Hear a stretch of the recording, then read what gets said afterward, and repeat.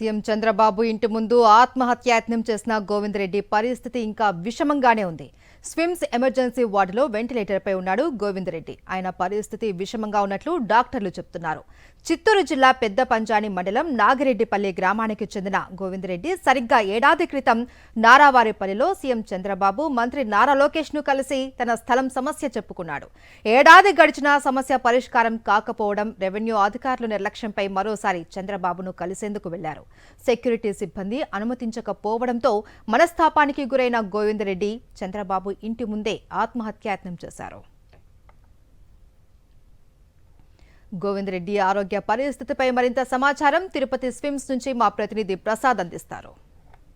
నారావారిపల్లిలో CM ఇంటి ముందు ఆత్మహత్య ప్రయత్నం చేసి ప్రస్తుతం స్విమ్స్ ఆసుపత్రిలో ఎమర్జెన్సీ వార్డులో చికిత్స పొందుతున్నారు గోవిందరెడ్డి.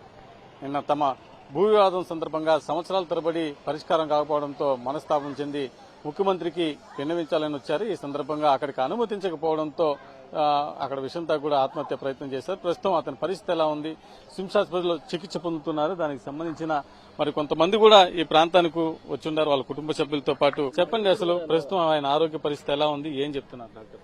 ఆరోగ్య పరిస్థితి మెరుగుపడుతుంది, ఇంకా 4 రోజులు ట్రీట్మెంట్ అయ్యాక మేము చెప్తామంటున్నారు.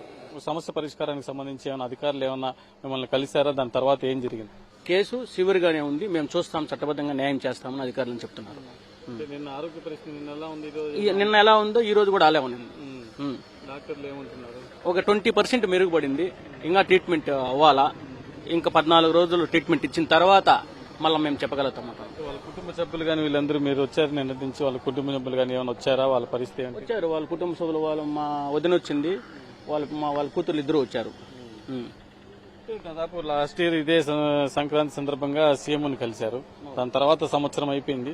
ఇప్పుడు ఎందుకు అక్కడికి వచ్చిన తర్వాత ఇలా జరిగింది, ఎందుకు చేసుకున్నారు? సీఎం గారిని కలవాలని పోయాము.